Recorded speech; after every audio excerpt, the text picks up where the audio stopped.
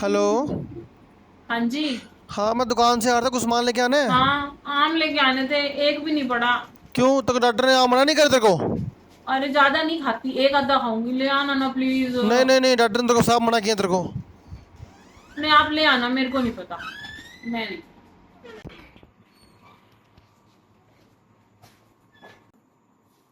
बेटा मन में लड्डू फूटा।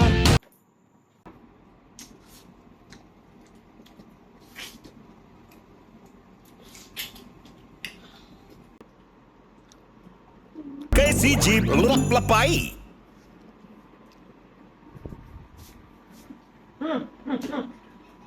मैंगो नहीं खाने। नहीं नहीं नहीं, मैंगो नहीं खाने, डॉक्टर ने मना किया तेरे को।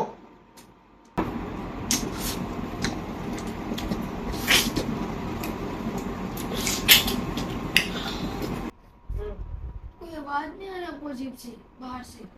हाँ, आ तो रही है, लोग देखो।